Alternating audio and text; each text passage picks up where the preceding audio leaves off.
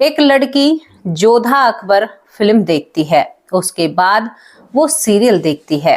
अब इस सीरियल को देखकर उस लड़की के जो दिमाग के कहते हैं ना कि उसका मानसिक जो बदल चुका था मुस्लिमों के प्रति, यहाँ पर वो इस सीरियल को देखकर कहीं ना कहीं मुस्लिम जो लोग होते हैं उन्हें पसंद करने लगती है। वो लड़की खुद एक हिंदू होती है और एक लड़के से प्रेम करने लगती है जो कि मुस्लिम लड़का होता है। जब ये लड़की इस लड़के से प्रेम करती है और इससे जब ये घर वालों को इस बात का पता चलता है तो घर वाले इस लड़की के विरुद्ध हो जाते हैं। विरुद्ध होने के बाद ये लड़की अपने घर वालों से विरुद्ध होती है और जबरदस्ती इस लड़के से शादी करती है। दोस्तों, जब ये शादी करके अपने घर जाती है ना, तो घर जाकर इसको एक और इसकी सौतन मिलती है पहले से ही एडवांस में, क्योंकि आपको पता है मुस्लिम धर्म में 2 बीबी 3 बीबियां रखना जायज है। इस लड़की को जब ये सच्चाई पता चलती है तो ये लड़की बौखला जाती है। इसकी जब तक कुछ समझ में आता है जब तक ये लड़की गर्भवती हो चुकी थी, क्योंकि इसको जाते ही पता नहीं चलता कि मेरे पति की एक और बीबी है। इसके बाद ये गर्भवती होती है और इसको मालूम पड़ता है कि मेरे पति की एक और बीबी है और इसको फिर बहुत कुछ समझ में आता है। दोस्तों, मैं आपको आज ये स्टोरी क्यों सुना रही हूँ, मैं इस कहानी के बारे में ज्यादा नहीं बताऊंगी, क्योंकि आज हम मुगल शासक पर बात करने वाले हैं। कौन से मुगल शासक के बारे में? जो मुगल शासक था जानी जिसको सभी लोग कहा करते थे कि ये एक अपने समय के बहुत अच्छे नेता रहे। अब आज के युग में जब इस बात को बोला जाएगा तो अकबर को मुगल संतलन का सबसे काबिल, ईमानदार और बहुत अच्छा नेता उस समय में माना जाता है। कहा जाता है कि जितने भी मुगल वंशज थे, जितने भी मुगल थे, जितने वो क्रूर थे, इतना ज्यादा अकबर नहीं था। अकबर बहुत महान था, अकबर बहुत नेक था। अकबर ने बाल विवाह पर रोक लगाई थी, अकबर ने जजिया बंद किया था, अकबर ने सती प्रथा पर भी सवाल उठाए थे, अकबर ने बहुत सारी चीजें की थी। अब इन्हें पढ़ पढ़कर हमारे दिमाग में एक छवि बैठी कि हाँ भाई, सच में ही ऐसा है। लेकिन रुकिए जरा, थमिए। आज हम इस महान अकबर की असलियत आप लोगों के सामने रखना चाहते हैं, क्योंकि कई लोगों ने उनकी असलियत अपनी किताब में भी उतारी थी और उनके बारे में एक शातिर नेता की आपको छवि आपके सामने दिखाते हैं। दोस्तों, कल हमने एक नेता की कहानी बताई, एक नेताओं के बारे में आपकी सच्चाई खोली आप लोगों के सामने, तो सोच लीजिए नेता कभी भी सही नहीं हो सकते। अब यहाँ पर अकबर के बारे में बात आती है। बहुत सारी चीजें मैंने आपको बताई, किताब में भी आपने पढ़ा होगा, क्लास में भी पढ़ा होगा कि मुगल अकबर कैसा था। 13 साल की उम्र में उसने बहुत कुछ हासिल किया था, लेकिन कैसे हासिल किया था क्या आपको पता है? पता है वो अपना नाम किस नाम से जाना था? वो अपने आप को गाजी कहकर बुलाया करता था। अब आप कहेंगे कि गाजी कोई इतनी बड़ी बात थोड़ी ही है, तो मैं आपको बताऊं गाजी नाम का मतलब क्या है। गाजी उसे बोला जाता है जो बिल्कुल हिंदुओं को पसंद ना करे, हिंदुओं को बिल्कुल रास्ते से हटा दे, क्योंकि हिंदू काफिर होते हैं गाजी के हिसाब से। तो अकबर अपने आप को गाजी बोला करता था। जहां पर लोग अकबर के बारे में कहा करते थे कि बहुत अच्छा नेता है और सभी धर्मों को साथ लेकर चलता है, लेकिन हमेशा उसके पीछे एक चालाक राजनीति छुपी रहा करती थी। जितनी भी हिंदू राजकुमारियों से अकबर ने शादी की थी, या तो उन राजकुमारियों में मजबूर होकर अकबर से शादी की थी, या उनके घर वालों को ये बंदी बना लिया करता। एक युद्ध के सौदे में ये उनके घर के राजकुमारी से शादी किया करता। ये अकबर की राजनीति थी। अकबर एक चूरन की पुरिया बनाकर, यानी गोलियां बनाकर 2 डिब्बी रखा करता। एक डिबिया में जहर की गोलियां हुआ करती थी और एक डिबिया में अच्छी गोलियां हुआ करती थी। जब इसका कोई दुश्मन या इससे दोस्ती का हाथ बढ़ाने के लिए आया करता और जब उसको ये पसंद नहीं करता है, तो जो अच्छी वाली गोली है उसे अकबर खुद खाया करता था और अपने दुश्मन को वो गोली दे दिया करता था। अब आप लोग कहेंगे कि बिना साक्ष्य के आप ऐसी बातें क्यों कर रहे हैं, तो चलिए आप सभी के सामने साक्ष्यों के साथ अकबर की जिंदगी की शुरुआत करते हैं, जिसे हम एक महान अकबर के नाम से जानते हैं। आज उस महान अकबर की असलियत आप लोगों के सामने रखते हैं। पहली बात, अकबर की 300 पत्नियां थी। अकबर के हरम में करीबन 5000 से ज्यादा महिलाएं थी, जिनमें 300 अकबर की पत्नियां होती हैं, बाकी महिलाएं अकबर की वो महिलाएं होती हैं जिन्हें वो युद्ध में जीतकर या युद्ध में उन महिलाओं पर अत्याचार या वहां की दासियां या वहां पर काम करने वाली, यानी एक हरम आप सोचिए 5000 महिलाएं एक साथ रह रही हैं, जिनमें केवल पत्नी का दर्जा यहाँ पर 300 महिलाओं को मिला हुआ है। अकबर की दूसरी जो आपको गलती गिनाती हूं, यहाँ पर जो बैरम खान, जिसको आप जानते होंगे, जिसने अकबर का पूरा साथ दिया था, अकबर ने बैरम खान को हज यात्रा के लिए भेजकर उसके साथ जो बुरा किया था और उसकी पत्नी को जबरन अपनी पत्नी बनाया था, जबकि हमें सीरियल में दिखाया जाता है कि एक बेवा की मदद करने के लिए अकबर ने ये सब कुछ किया था। दोस्तों, एक किताब में लिखा हुआ है, इस चीज के साक्ष्य हैं, हालांकि लोग इस पर खुलकर बात नहीं करते हैं। 2 चीजें मैंने आपको दर्शाई। अब अकबर की जिंदगी की शुरू से शुरू बात करते हैं। अकबर का जन्म 25 अक्टूबर 1542 को यहाँ पर अमरकोट में हुआ था, यानी हिंदुओं के जो कहते हैं ना कि जो हमारे राजपूताना परिवार में अकबर का जन्म हुआ था, जहां पर ये लोग शरणार्थी होते हैं। अकबर का वहां पर जन्म होता है। दोस्तों, यहाँ पर जब अकबर 9 साल का होता है तो अकबर को गजनी का गवर्नर बना दिया जाता है, क्योंकि अकबर के पिता जो बाबर थे वो नहीं रहते हैं। अकबर अब गजनी का गवर्नर बन चुका था। इसके बाद अकबर 13 साल की उम्र में दिल्ली पर चढ़ाई करता है, यानी दिल्ली पर युद्ध करता है। उस समय दिल्ली पर जब अकबर के जो लोग होते हैं वो आक्रमण करते हैं, तो वहां के जो राजा होते हैं हेमचंद विक्रमादित्य, वो भीषण युद्ध चलता है। और इस युद्ध में जो हेमचंद होते हैं वो युद्ध में बेहोश हो जाते हैं। जब हेमचंद विक्रमादित्य युद्ध में बेहोश होते हैं तो जो अकबर की वहसी सेना थी वो हेमचंद को अकबर के सामने लाकर पेश कर देती है। 13 साल का छुटका सा अकबर यहाँ पर हेमचंद का सर धड़ से अलग कर देता है। इस सर को धड़ से अलग करने के बाद अकबर अपनी नाम बढ़ाई के लिए इस सर को काबुल भेज देता है।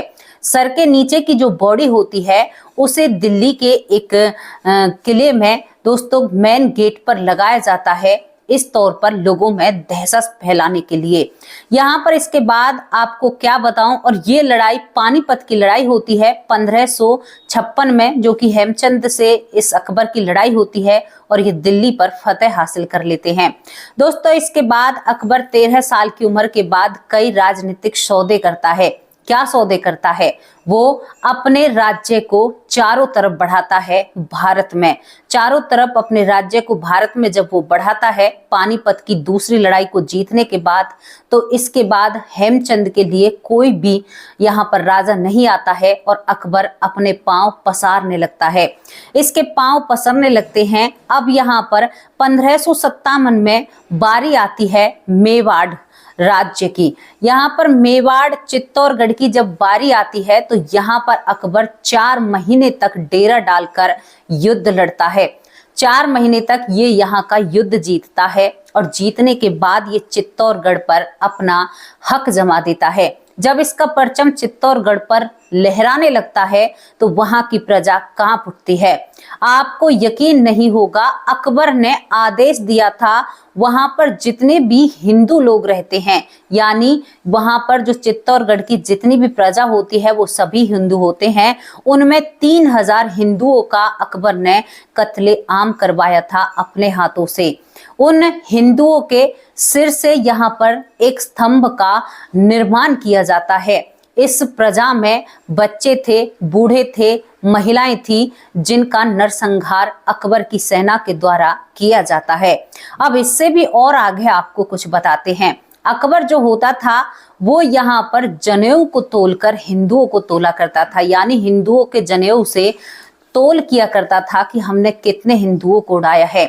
यहाँ पर एक कहावत और होती है दोस्तों, यहाँ पर जब अकबर 300 पत्नियों का मालिक था फिर भी यहाँ पर वो एक मेला लगवाता है जिसे मीना बाजार कहा जाता है।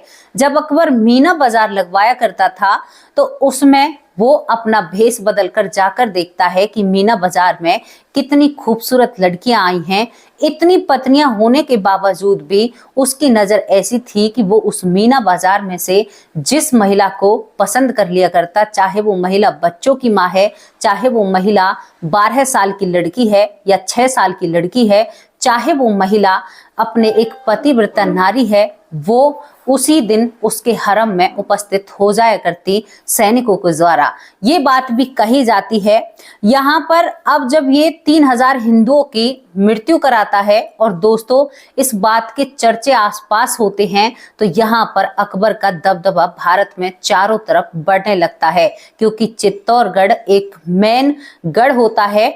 इसके बाद अकबर ने इसी याद में हमें बताया जाता है कि जोधाबाई के लिए अकबर ने फतेहपुर सीकरी में जो महल बनवाया, जो निर्माण किया, वो जोधाबाई की याद में किया गया है। लेकिन हमें बिल्कुल गलत कथा बताई है, गलत गुमराह किया गया है, क्योंकि जो फतेहपुर सीकरी में निर्माण हुए थे वो केवल उन 3000 हिंदुओं की फतेह के ऊपर जीत थी और जीत की खुशी में उन चीजों का निर्माण किया गया था यादगार के तौर पर। तो आप लिख कर रख लीजिए इस बात को, किसी जोधाबाई के लिए कोई महल नहीं बनवाया गया था। ये तो केवल भ्रम करने वाली बातें हैं। अब यहाँ पर आपको जोधाबाई की भी सच्चाई बता देती हूँ। हालांकि अकबर ने शादी जरूर की थी, एक हिंदू राजकुमारी थे, लेकिन उसका नाम जोधाबाई नहीं होता है, उसका नाम हरकाबाई होता है। हरकाबाई के भाइयों को अकबर ने बंदी बनाया था, तो ये एक राजनीतिक सौदा होता है और यहाँ पर भारमल अपनी उस बेटी को शादी में करता है।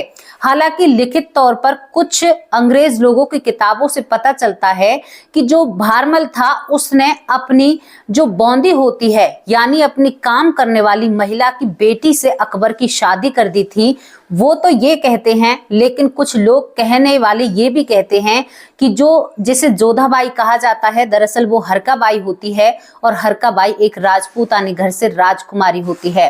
अब ये सच्चाई ज्यादा समझ में नहीं आती है, लेकिन आप सोचिए जिसकी 300 बीवी थी उसको क्या जरूरत थी किसी के भाइयों को बंदी बनाने की, और वो इस तरह से करता है। अब अकबर राजनीति में कितना परिपक्व था ये मैं आपको बता देती हूँ। ज्यादा पढ़ा लिखा ना होने के कारण भी अकबर राजनीति को बहुत अच्छे से जानता था। कैसे जानता था? क्योंकि उसने उन चीजों पर सवाल खड़े करे, जैसे कि सती प्रथा। सती प्रथा को क्यों रोकने की कोशिश की अकबर में? जब किसी खूबसूरत कन्या या कोई खूबसूरत महिला सती प्रथा होने के लिए चलती है तो अकबर की सेना उसे रोकती है और अकबर के लिए उसका इंतजाम करती थी। इस वजह से उसने सती प्रथा पर रोक लगाई। वो चारों धर्मों को मानता है। जब वो सभी धर्मों को साथ लेकर चल रहा था तो फिर वो अपने आप को गाजी क्यों मानता था? हिंदुओं का दुश्मन अपने आप को क्यों मानता था? हिंदुओं को अपना दुश्मन क्यों मानता था? ये बहुत क्यों सवाल हैं। इसके बाद यहाँ पर जो जजिया हटाया गया था वो केवल एक पब्लिसिटी स्टंट था अकबर का, यानी लोगों के सामने अपने आप को चर्चित करने का एक जरिया था कि भाई मैंने आप लोगों के लिए ये किया है। अब कहते हैं कि अकबर ने जो गाय होती है उसकी यानी गाय की हत्या को रुकवाया था। तो आपको मैं बता दूं, नगर कोट में अकबर की सेना एक मंदिर पर आक्रमण करती है। इस मंदिर में 200 गाय की गौशाला होती है। अकबर की जो सेना होती है उन गौ माताओं को तीरों से छन्नी करती है, उनको काटती है और काटने के बाद अपने जूतों में उस गाय का रक्त भरा जाता है। और जो यहाँ पर नगर कोट का मंदिर होता है उन जूतों में रक्त भरने के बाद उन जूतों को मंदिर पर फेंका जाता है। तो इस तरह से अकबर ने गाय को कटने से रोका था। दोस्तों ये सच्चाई हमने आप लोगों के सामने रखी। यहाँ पर एक व्यक्ति जिसके हरम की इतनी बड़ी बात है, किताबों में लिखा गया है कि अकबर का जो हरम था उसके बाद जो मुगल सल्तनत थी या मुगल के जो शासक थे उसके बाद ऐसा हरम कोई भी नहीं रख पाया जैसा हरम अकबर का था। वो आप सोचकर देखिए, 300 महिलाएं, 5000 महिलाएं, समझ से परे है। दोस्तों जिन्हें हम महान कहते हैं उन महान की महानियत आपको समझा रहे हैं। जरूर हमारी बेटियों को ये वीडियो जरूर दिखाना, जो बेटियां हमारी ये सीरियल देखकर या फिल्म देखकर अपने आप को भ्रमित कर चुकी हैं। यहाँ पर अकबर को महान कहना बिल्कुल बंद कर दीजिए। हमने आपको बताया पानीपत की दूसरी लड़ाई में हेमचंद्र विक्रम आदित्य के साथ अकबर ने क्या किया था। क्या उसे भूल सकते हैं? वो एक हिंदू राजा था, उसके सर को धड़ से अलग करके यहाँ पर गजनी भेजा जाता है। हमारे राजा मौन रहते हैं। अकबर जब यहाँ पर कहते हैं ना कि राजस्थान की तरफ बढ़ता है, यहाँ पर राजपूतों की तरफ बढ़ता है, तो वहां पर भी वो इसी तरह का नरसंहार करता है।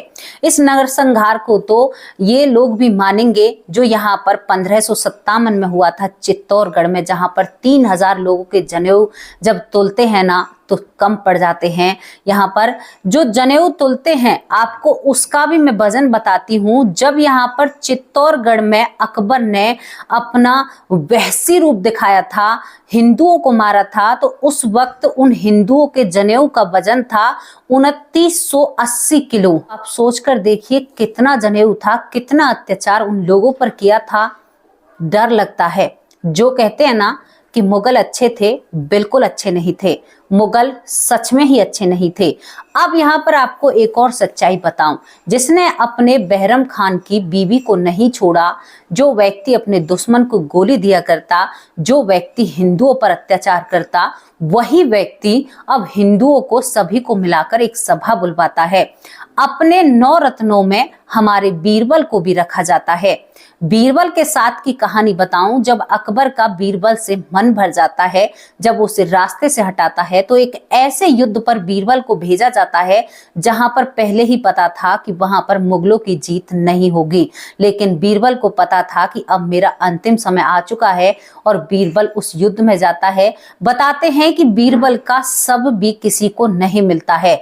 अपने एक इतने खास व्यक्ति के साथ जब अकबर ऐसा कर सकता है तो वो किसका सगा होता है? हाँ, उसे एक चीज का टैग जरूर दिया जा सकता है दोस्तों, वो बहुत एक शातिर नेता था उस समय का। जैसे आज के नेता होते हैं, उस समय का वो बहुत शातिर नेता था। वो जानता था कि लोगों का दिल कैसे जीता जाता है, तभी वो एक काम किया करता और उस काम की आड़ में, एक अच्छाई का काम, हिंदुओं के लिए थोड़ा सा काम कर दिया और उसकी आड़ में वो बहुत सारी चीजों को अंजाम दिया करता था। तो ये तो कहना बिल्कुल बंद कर दो कि अकबर महान था, अकबर ये था, अकबर वो था।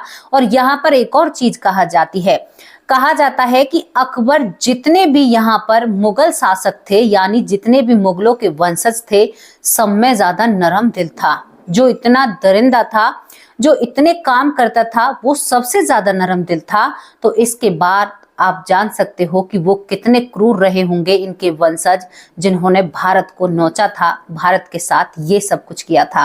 दोस्तों, हमने केवल अपने बच्चों के लिए ये वीडियो बनाई है, मेरी जो आने वाली पीढ़ी है उनके लिए ये वीडियो बनाई है। जो हमारे बच्चे बुकों में पढ़ते हैं कि अकबर महान था, तो अकबर महान नहीं था। उसकी सच्चाई जानिए, उसकी राजनीति करने का तरीका जानिए, उसने क्या किया था।